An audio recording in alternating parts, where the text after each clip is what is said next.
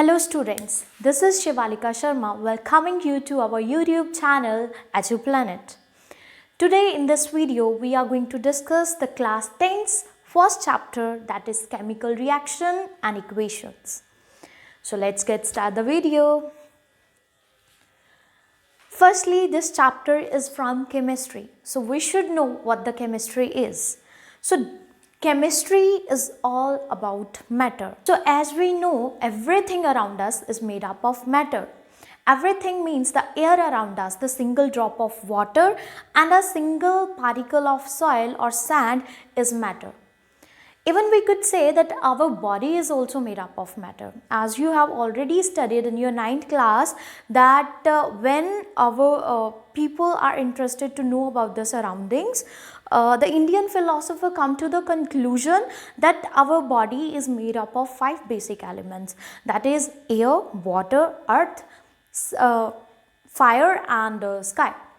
So these 5 basic elements are also made up of matter. We can conclude from this that our surrounding and the whole universe is matter. So the study of matter, its chemical and physical properties and its composition is known as chemistry.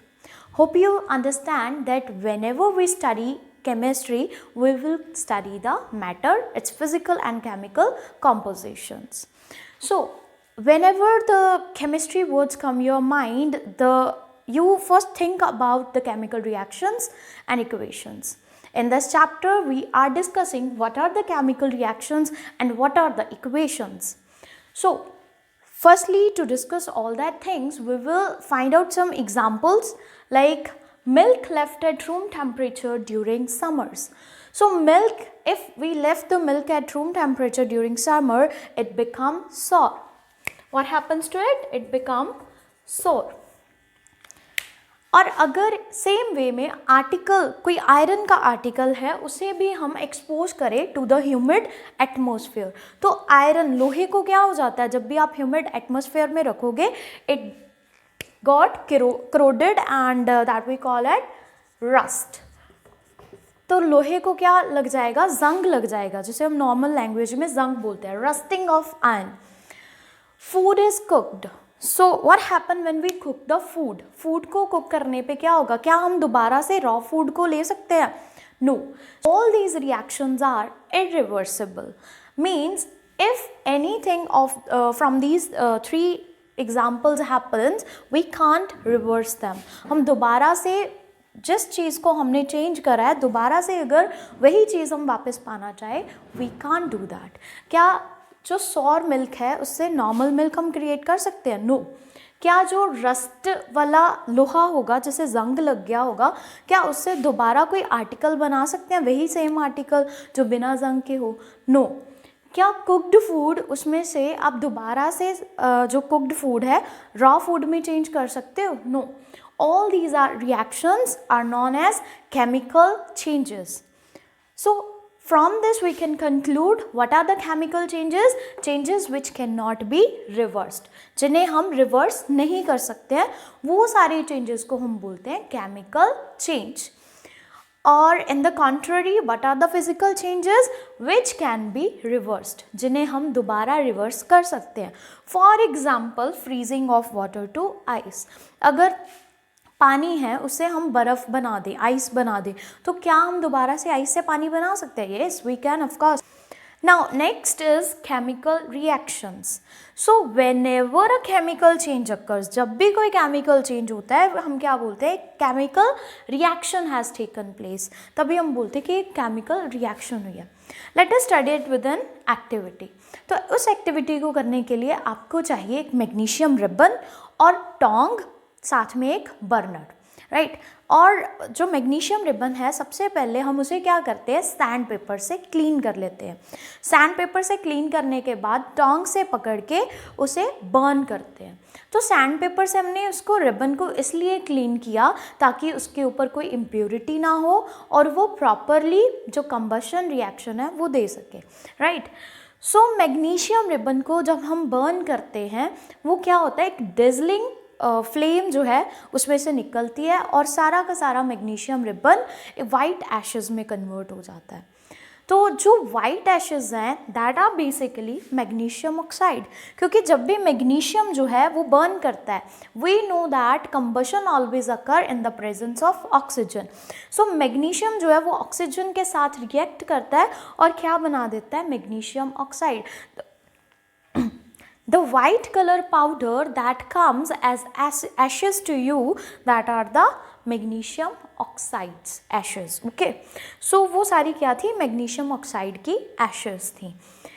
यही change क्या अभी ashes से हम दोबारा magnesium ribbon बना सकते हैं? No, we can't do that, we can't reverse this reaction, that is why it is a chemical reaction. This change is a chemical change. We can't reverse it, so it is a chemical change. Okay. Now the next activity is 1.2. After the burning of magnesium, we are having this next activity, that is lead nitrate solution with potassium iodide solution. So here we have to react lead nitrate with potassium iodide, right? So these both are basically white crystalline solids, और जब ये दोनों आपस में react करते हैं तो क्या बनता है कि येलो कलर का पीपीटी बनता है, that is of lead iodide, and potassium nitrate जो है वो सॉल्यूशन में चला जाता है। ये दो प्रोडक्ट्स होते हैं। अभी इसमें होता क्या है, basically this reaction is a double displacement reaction. यहाँ पे जो आयंस हैं उनका एक्सचेंज होता है। लेड के पास कौन से आयंस हैं, नाइट्रेट के आयंस हैं, और जो पोटाशियम है उसके पास आयोडाइड के आयंस हैं। जो लेड के नाइट्रेट आयंस हैं वो पोटाशियम के पास चले जाते हैं, और पोटाशियम के जो आयोडाइड आयंस हैं वो लेड के पास चले जाते हैं। तो क्या बन जाता है, लेड आयोडाइड। जो लेड आयोडाइड है that is moderately soluble in water, जिसकी वजह से ये येलो कलर के पीपीटीज, जिसे हम प्रेसिपिटेट्स बोलते हैं, वो रिएक्शन मीडियम में बना देता है। और जो पोटाशियम आयोडाइड नाइट्रेट है, जो पोटाशियम नाइट्रेट है that remains in the solution. तो ये रिएक्शन जो है, अगर हम इसे ध्यान से देखो तो इसमें क्या हो रहा है, वाइट क्रिस्टलाइन सॉलिड जो है वो किस में चेंज हो रहे हैं, येलो प्रेसिपिटेट्स बना रहे हैं। तो it is a example of change in colour. कोई भी रिएक्शन जिसमें आपको कोई एग्जाम्पल पूछी हो जिसमें चेंज इन कलर है, you can show this reaction. Now the next activity is 1.3। तो इसमें क्या है कि आपने फ्यू ग्रैनुअल्स लेने हैं, किसके, जिंक के, few granules of zinc. Take few granules of zinc in a test tube. एक टेस्ट ट्यूब में या फिर एक कॉनिकल फ्लास्क में क्या करना है, आपने जिंक के ग्रैनुअल्स डाल लेने हैं और उसमें ऐड करना है आइदर HCl, या तो HCl ऐड करो, आइदर H2SO4 जिसे हम सल्फ्यूरिक एसिड बोलते हैं, या हाइड्रोक्लोरिक एसिड या फिर सल्फ्यूरिक एसिड जो है वो हमने उसमें ऐड करना है। तो इसकी ऑब्जर्वेशंस क्या हैं, जब हम जिंक ग्रैनुअल्स में एसिड को एक्ट करते हैं, रिएक्ट करते हैं, तो क्या होता है, यहाँ पे हमने क्या लगाया हुआ है, एक कॉक लगाया और साथ में एक ग्लास ट्यूब लगी हुई है, ठीक है। कॉक से हमने पूरी जो ये कॉनिकल फ्लास्क है इसे सील कर दिया हुआ है। अब इसमें हो क्या रहा है, ये जो जिंक के ग्रैनुअल्स हैं इसके अराउंड ये छोटे छोटे बबल्स आएंगे। किस गैस के वो बबल्स होंगे, हाइड्रोजन गैस के। दैट मीन्स जब भी जिंक जो है वो किसी एसिड से रिएक्ट करता है, कौन से एसिड, HCl या फिर H2SO4 से रिएक्ट करता है, तो क्या प्रोड्यूस करता है, bubble of H2 gas, hydrogen gas के बबल जो है वो फॉर्म होने उसमें शुरू हो जाते हैं, जो आप इस पिक्चर में इजीली देख सकते हो। अब ये जो गैस है ये इवॉल्व होनी शुरू होगी। So this is the evolution of hydrogen gas in this reaction. इस रिएक्शन में क्या हो रहा है कि एवोल्यूशन हो रही है हाइड्रोजन गैस की, ठीक है, evolution of gas. Another observation जो हम इसमें हमें देखने को मिलती है, दैट इज अगर हम इस फ्लास्क को टच करेंगे तो ये फ्लास्क जो है वो काफ़ी गर्म हो चुकी होगी। That means temperature of flask rises which makes the flask hot. जो इससे हमें ये पता लगता है कि जो रिएक्शन है उसमें क्या हो रहा है, चेंज इन टेम्परेचर। टेम्परेचर जो है वो राइज हो रहा है, टेम्परेचर का चेंज आ रहा है। तो this particular reaction where zinc will react with an acid that is sulphuric acid और hydrochloric acid, it will form the zinc sulphate and hydrogen and it also produces heat. Hydrogen gas जो है वो evolve होती है, evolution of hydrogen gas, साथ में heat इसमें evolve हो रही है, हाइड्रोजन गैस और हीट इवॉल्व हो रही है। जिस भी रिएक्शन में हीट इवॉल्व होती है, मतलब बाहर निकलती है, उस रिएक्शन को हम बोलते हैं एक्सोथर्मिक रिएक्शन। कौन सी रिएक्शन बोलते हैं? Exothermic reaction. और इस रिएक्शन में क्या क्या हो रहा है, क्या क्या चेंजेस है? पहले तो ये एक्सोथर्मिक है, दूसरा चेंज इन टेम्परेचर, और तीसरा इसमें हो रही है एवोल्यूशन ऑफ गैस। तो हम ये चेंजेस, जो ये वाले चेंज और ये वाला चेंज और चेंज इन स्टेट, अगर किसी भी रिएक्शन में ये चेंजेस हो रहे हैं तो हम क्या कह सकते हैं? The chemical reaction has taken place.